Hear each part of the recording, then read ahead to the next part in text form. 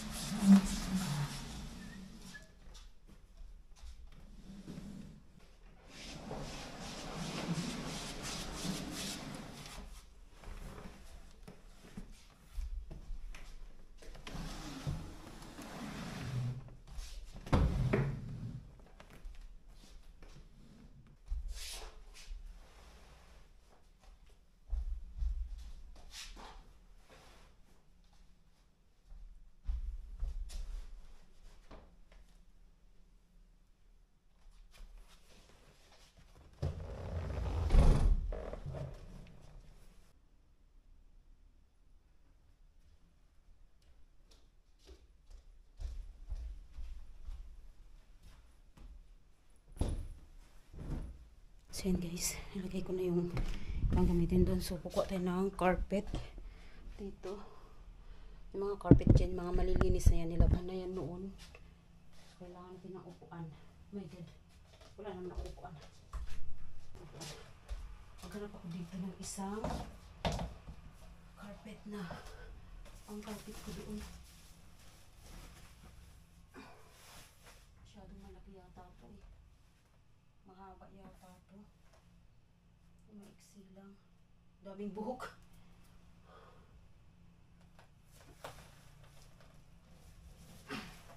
Maybe this siguro. Try natin to. Paglagay ko lang sa lapag niya. Para hindi mag-ano ba, mag-slide. Tara, try natin.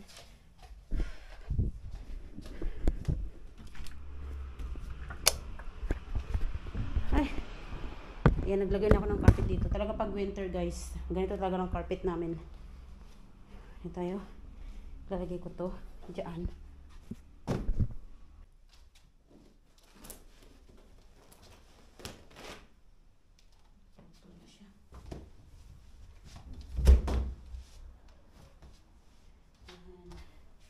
Para hindi siya mag-slide kasi nag-i-slide siya eh.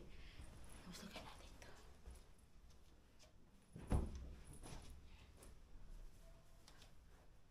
Hindi.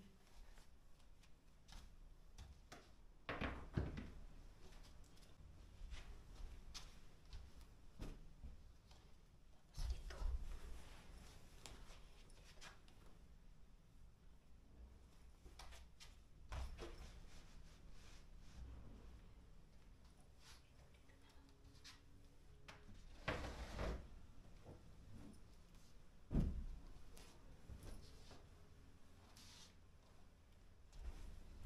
Dilim yung kuha natin guys kasi nga against the light. So ito guys, dito talaga nagtatambay yung biyanan ko. Kaya tuwing winter, lagi-lagi meron yan dito. Hindi pwedeng wala ito kasi ano to eh, tambayan to ng biyanan ko. Yan. Talaga tambayan niya.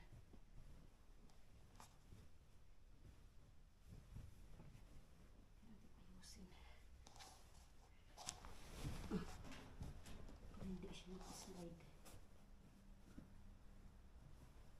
Yan.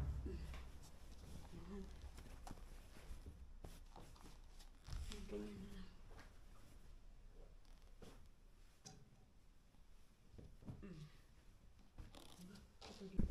So, okay na ako guys.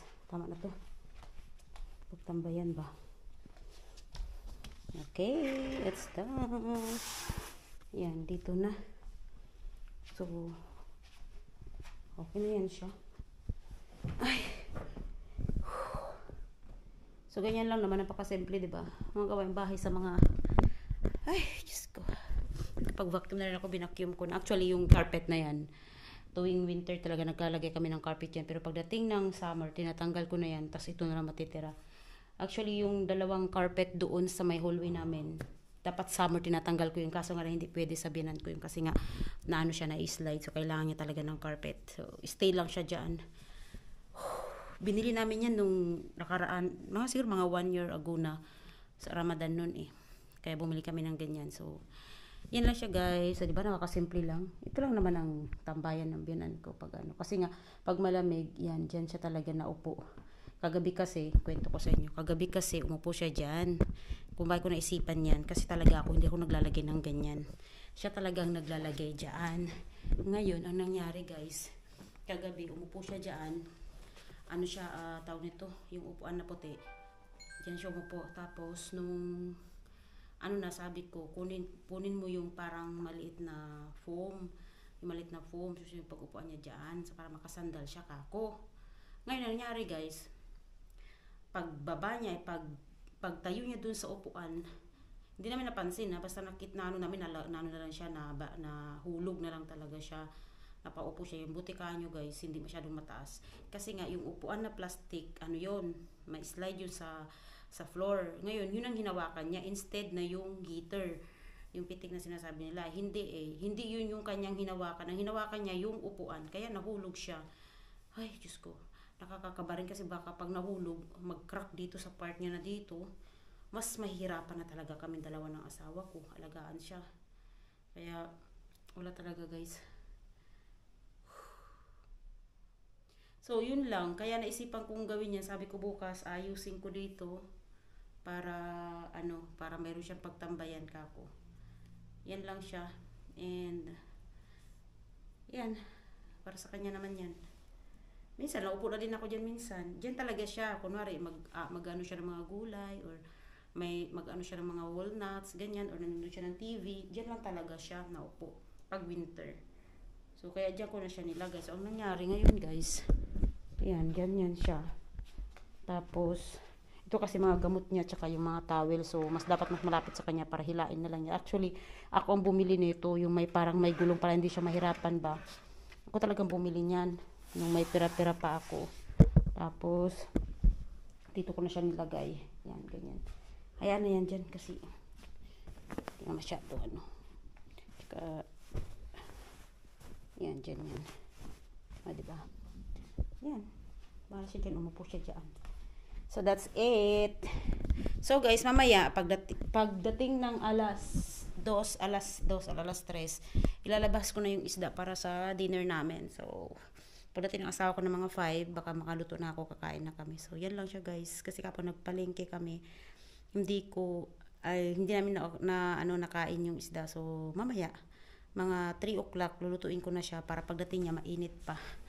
Yun lang. So, that is, guys. That's it. Bye-bye. Giging reaction niya. No, done eh. Yutun mo. So, yung saka niya. Yung paa niya.